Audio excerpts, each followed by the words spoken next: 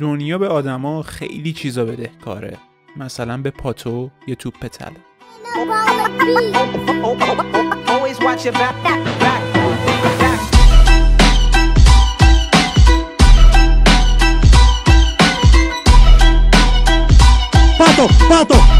پاتو گل!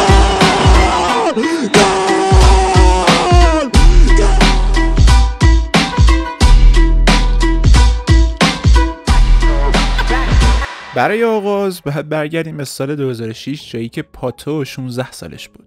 اون موقع مدیرای اینترناسیونال برای اینکه ببینن پاتو بازیکن قابلی هست یا نه اجازه دادن به صورت موقت برای تیم زیر 20 سال توی لیگ برزیل بازی کنه. الکساندر هم نه تنها با زدن 7 گل در 8 مسابقه خودش رو به اینترناسیونال اثبات کرد، بلکه یک ماه بعد به تیم ملی زیر 19 سال برزیل هم دعوت شد.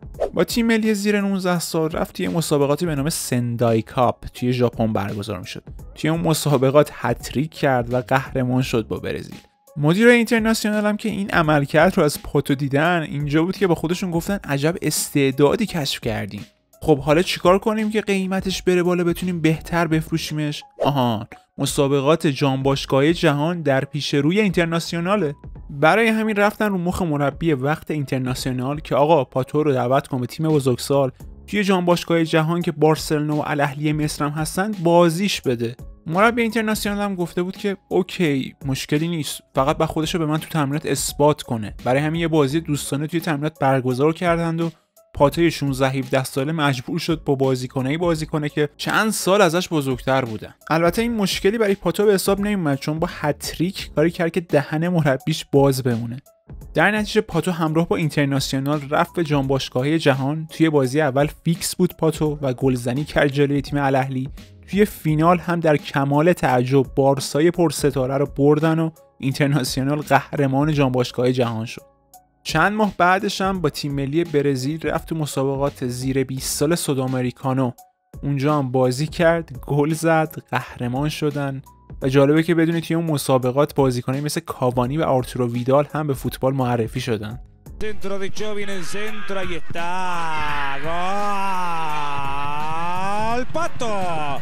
کلا پاتو خیلی جام می‌برد، یعنی فصل بعدم سال 2007 با تیم اینترناسیونال قهرمان ریکوپا سودآمریکانو شد و خب چون دیگه داشت کم کم وارد 18 سال میشد، برخی از باشگاه مثل چلسی و رئال مادرید تحت نظرش داشتن که برای آخر فصل اونو جذبش کنن.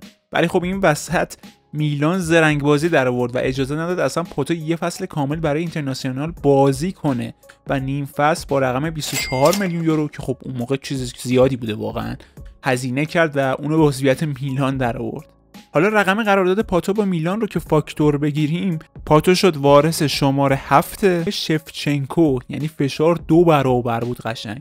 بعد از اون طرف برلوسکونی اومد یه مصاحبه‌ای بکنه که مثلا فشار رو از روی پاتو کم کنه. در اومد گفت که پاتو و فشار توپ طلایی فصل بعد اصلا بزنید به نام پاتو.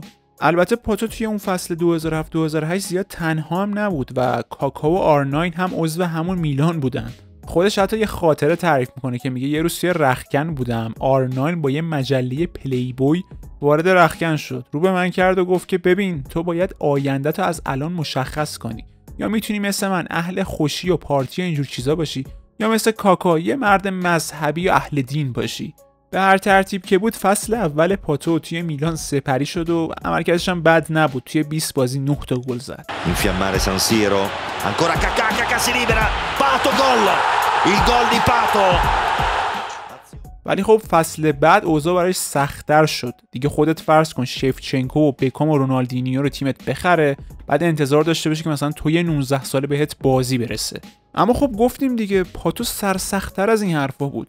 توی 5 مسابقه اول فصل 7 تا گل زد و کاری کرد که اصلا آنجلوتی مجبور باشه اونو فیکس بذاره. در نتیجه توی 7 مسابقه بعدی هم که فیکس بود 6 تا گل زد.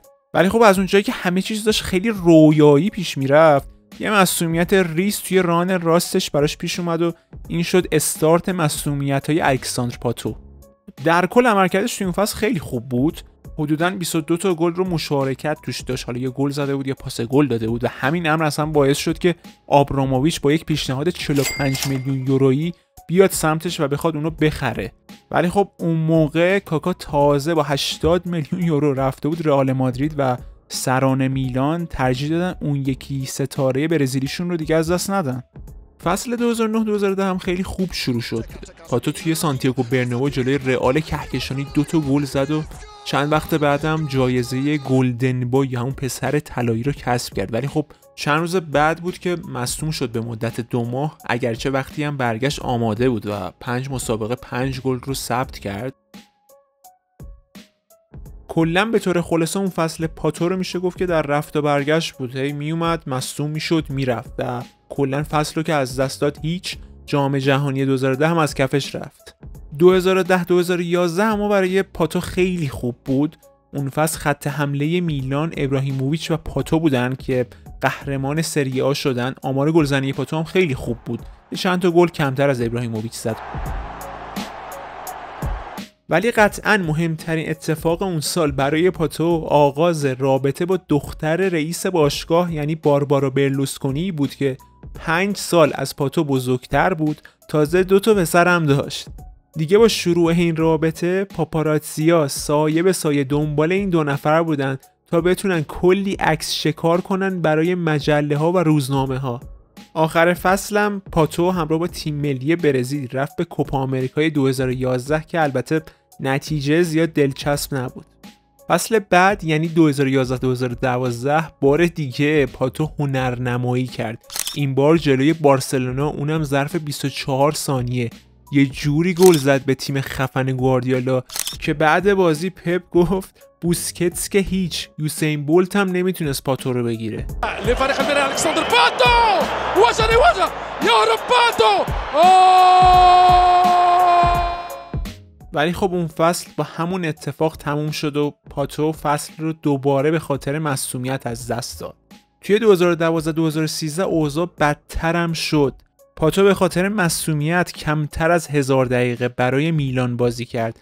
در نهایت هم جایزه بدترین بازیکن فصل سری آ به پاتو رسید. ولی برای پاتو بالاتر از سیاهی هم رنگی بود.